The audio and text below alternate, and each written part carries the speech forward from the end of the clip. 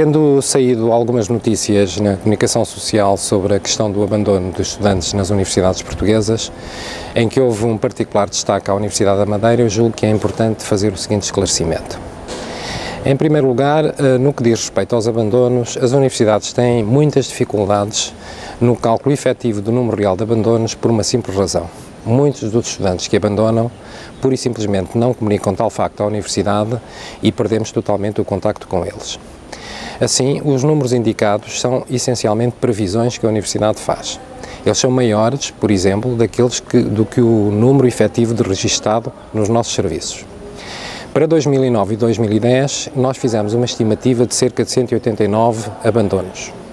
No tratamento dos dados de 2010 e 2011, usámos uma previsão de um aumento de 20% de abandonos, ou seja, um crescimento do número de abandonos de 189 para 227. Para 2010 e 2012, prevemos novamente um aumento de 20% nos abandonos, ou seja, um crescimento de 227 para 276. Esta percentagem de 20%, convém esclarecê-lo, portanto, é uma percentagem que diz apenas respeito àquilo que acontece dentro da Universidade da Madeira e não representa de modo nenhum uma posição relativa da Universidade em relação ao sistema nacional todo. Isto é importante dizer-se. Como é importante dizer-se igualmente que, para além do registro dos abandonos, a Universidade registra também uma percentagem muito apreciável de reingressos. Todos os anos reingressam na Universidade 70 destes estudantes que abandonaram. Portanto, estes números são sempre muito difíceis de calcular.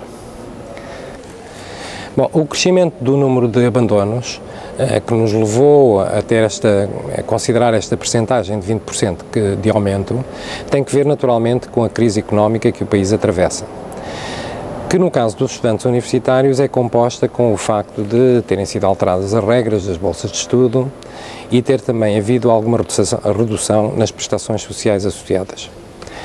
Por exemplo, uma redução eventual dos transportes poderá ter um efeito negativo neste aspecto.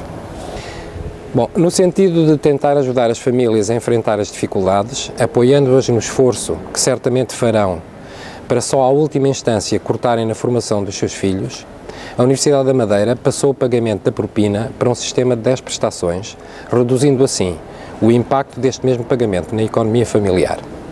A Universidade não exclui a possibilidade de adotar outras medidas de apoio aos alunos, dentro do estrito condicionamento legal e financeiro em que se encontra, por forma a poder procurar garantir que os seus estudantes terminem os seus estudos e a que muitos acederam graças a um esforço grande e continuado das suas famílias.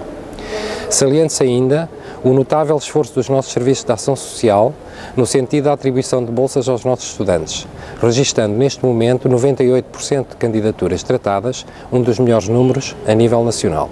A possibilidade da situação económica do país sofrer um agravamento no próximo futuro é real e, a acontecer, irá ter certamente um impacto negativo na questão do abandono. Uma eventual redução dos apoios nos transportes, por exemplo, poderá afetar muitos dos nossos estudantes, em particular aqueles que vivem fora do Funchal. A Universidade encontra-se, de momento, a estudar medidas que possam contribuir para a redução destes efeitos, mas não pode ainda ser concreta na sua descrição, em virtude de questões de enquadramento que carecem de melhor estudo.